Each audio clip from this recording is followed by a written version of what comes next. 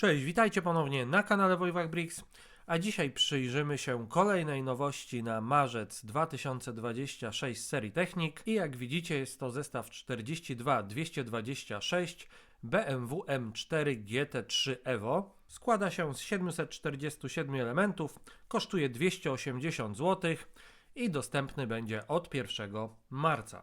Z tyłu pudełka zapewne nie mamy pokazanych wszystkich funkcji, bo jest tylko informacja o skręcie i otwieranych drzwiach. Zdjęcie na pudełku nie zachęca, to BMW wygląda trochę pokracznie, ale czasem te zestawy na żywo wyglądają dużo lepiej. Zobaczymy, jak będzie w tym przypadku. W środku znajdziemy 5 ponumerowanych woreczków z klockami. O dziwo nie są w papierowych torebkach. Luzem mamy białą ramkę 11×7, 4 opony, 2 wąskie, 2 szerokie. Zapakowaną instrukcję, pewnie dlatego, żeby się nie pogięło milion naklejek.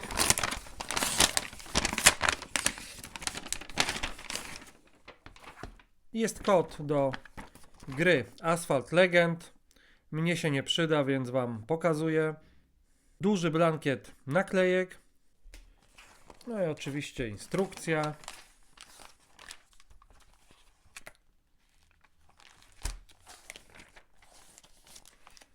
Kroków mamy 250. Tutaj mamy kadr z gry. I na końcu wykaz wszystkich elementów. W pierwszym etapie budujemy 6-cylindrowy silnik oraz układ kierowniczy. Skręt oparty jest na zębatce, która jest przesunięta do prawej strony. Wiadomo, musimy tutaj ominąć silnik. Do zębatki jest podpięte niebieskie koło zębate i tutaj mamy wyprowadzenie, które dalej pójdzie pewnie na dach.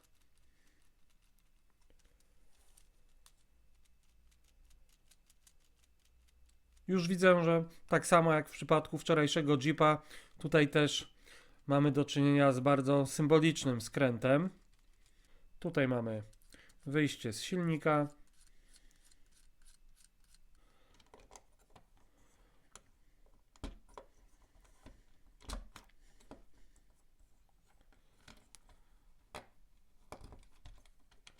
I po dokończeniu pierwszego etapu możemy zauważyć, że część silnika będzie schowana. Dokładnie 2 tłoki nie będą widoczne. W drugiej torbie znalazłem zupełnie nowy element. Aksel z ogranicznikiem o długości 4,5. Do tej pory mieliśmy do czynienia z takim elementem o długości 5,5. Skończyłem drugi etap budowy. Jest już gotowy cały układ kierowniczy z wyprowadzeniem tutaj do góry. W pierwszym etapie układ kierowniczy kończył się tutaj. W drugim etapie doszło nam koło zębate 8, następnie przejście do czerwonego koła 24. Idziemy do góry przez 2 koła 8. Następnie mamy wyjście tutaj, zmianę kierunku i wyjście do sterowania skrętem. Na tylnej osi mamy dyferencjał, z którego moc przekazywana jest bezpośrednio do tłoków.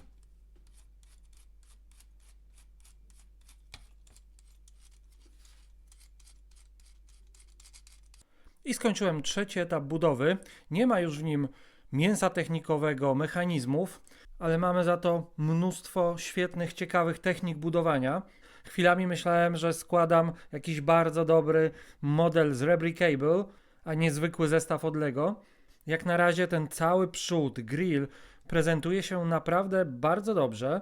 Niektóre kształty mocowania są oparte na szpilkach. Tutaj, jak widzicie, nie udałoby się tego elementu usztywnić za pomocą pinu, ponieważ mamy tutaj lekkie wysunięcie do góry. Dlatego też została wykorzystana właśnie zielona szpilka.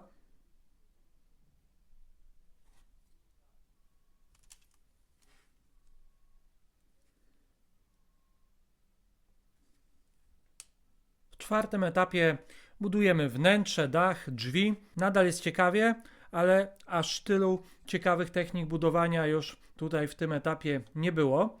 Wnętrze jest surowe, mamy po prostu kierownicę i fotel. Na drzwiach mamy lekki skos tutaj na górze. Od wewnątrz możecie zobaczyć, w jaki sposób został uzyskany.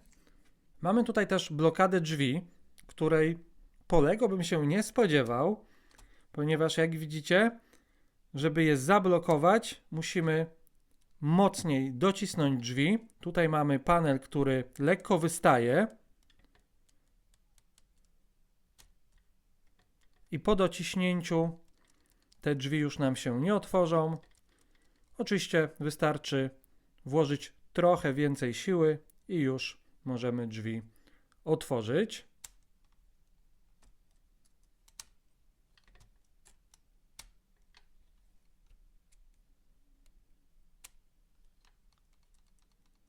Został mi już 5., ostatni etap, więc widzimy się już po pełnym zbudowaniu BMW.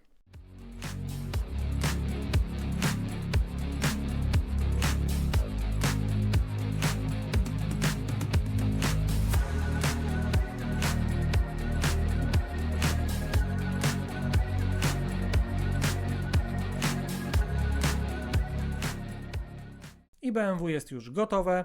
Cały proces budowy był ciekawy. Jest trochę mięsa technikowego.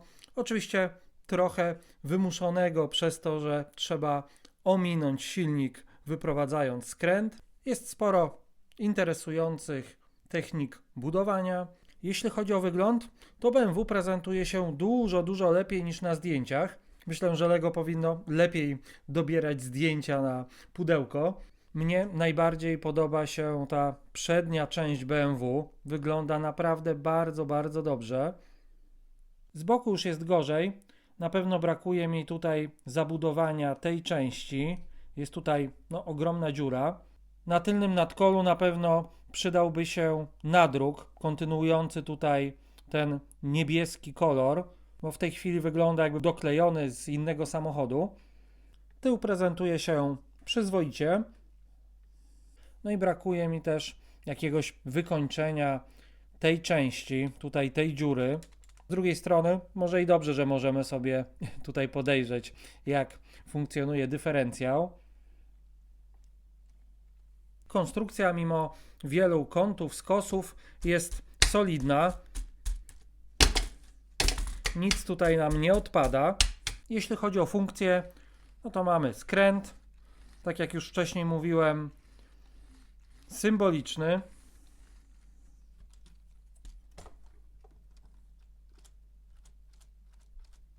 Pod maską możemy sobie zajrzeć do silnika i ruchomych tłoków.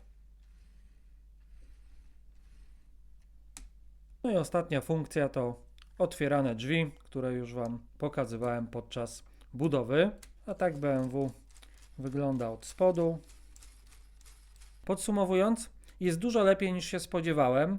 Jest trochę mięsa technikowego, jest bardzo fajny, ciekawy proces budowy, sporo technik budowania. Wygląd dużo lepszy niż można było się spodziewać po zdjęciach na pudełku. Jak zawsze jestem ciekawy, co Wy sądzicie o tym modelu, a na dzisiaj z mojej strony to wszystko. Trzymajcie się i do zobaczenia w kolejnych filmach.